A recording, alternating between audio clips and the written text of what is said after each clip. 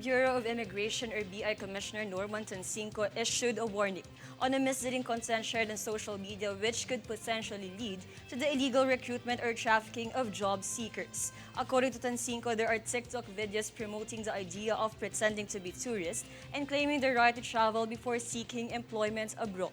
Tancinco said that local law enforcement agencies are keeping an eye on those who exploit social media to illegally recruit Filipinos, and that the Interagency Council Against Trafficking is actively working to apprehend and prosecute illegal recruiters.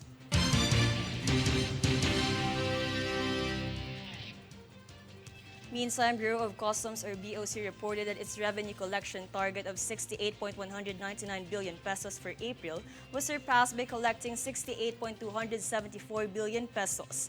The amount is 3.97% larger than the 65.669 billion pesos collected during the same time last year.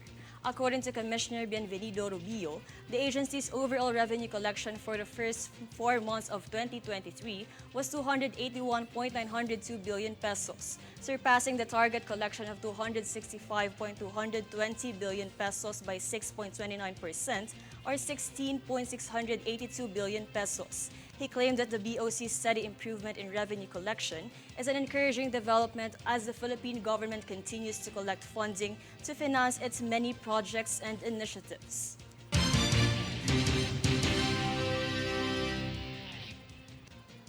The Bureau of Internal Revenue or BIR warned the public against the use of ghost receipts for clients' transactions in the agency. The agency warned buyers, sellers, and certified public accountants involved in using ghost receipts as they will be fined by BIR and National Task Force run after fake transactions under the Office of the Commissioner. BIR clarified that ghost receipts are invoices where transactions did not actually take place and is used to reduce the income tax and value-added tax liabilities of the consumers by claiming fake deductions that defrauds billions of taxes from the government.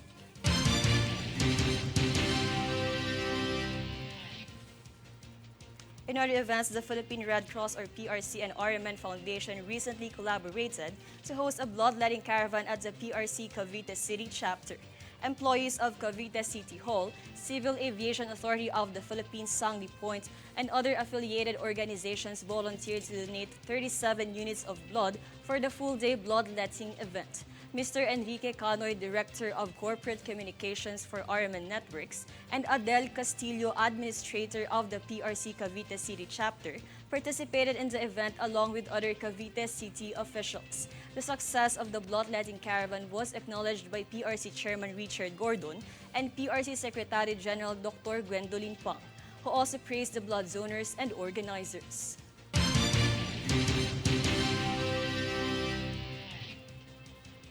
The Philippine Coast Guard or PCG took part in the initial Civil Maritime Security Study Exchange in Australia, organized by Australia and the Philippines and the Asia Foundation.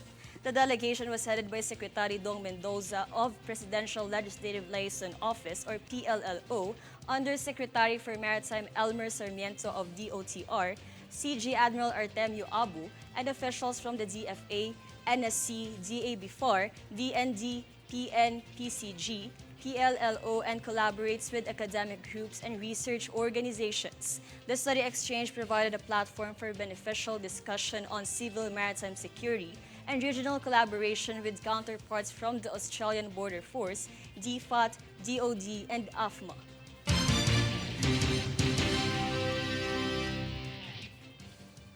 Meanwhile, in line with the Department of Agriculture's celebration of Filipino Food Month, the agency also promoted the preservation of Filipino cuisine all over the country to instill culinary heritage in the coming generations. As part of this event, they also included activities that signified food evolution in the country and participation of the National Center for Culture and Arts or NCCA, Philippine Culinary Heritage Movement, and Department of Tourism aiming to promote DA's celebration of Filipino Food Month.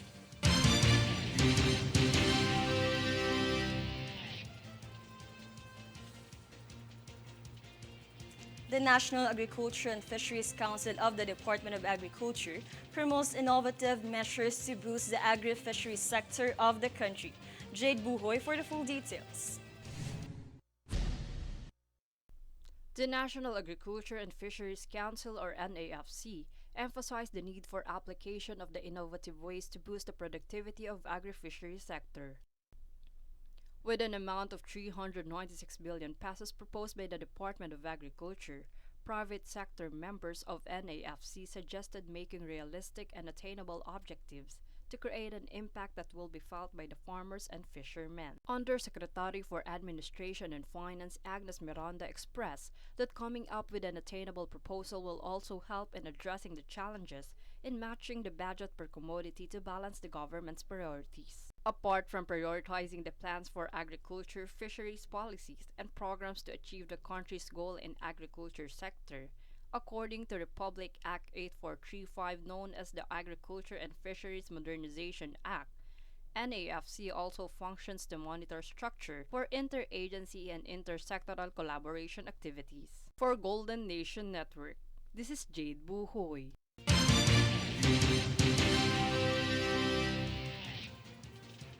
During the committee's organizational session, the Philippines was elected as chair of the United Nations Committee for Program and Coordination, or UNCPC, for its 63rd session of the United Nations headquarters in New York City, United States on May 30 until June 30 this year. The Philippines will be represented by Commission on Audit or COA Director Adela Dondonilla. The UNCPC is a subordinating organ of the Economic and Social Council that examines the Secretary General's overall work program that focuses on program changes to the decision of the intergovernmental organs and conferences.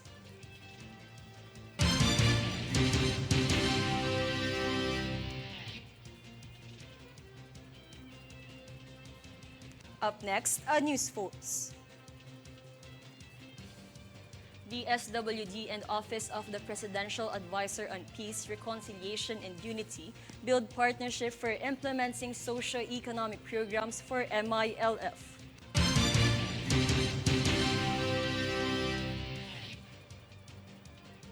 Moderna set to establish facility in the Philippines.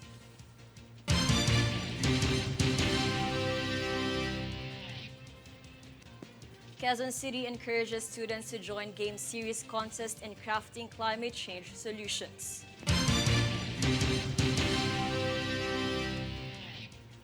Stay tuned for more stories and reports when News Force returns.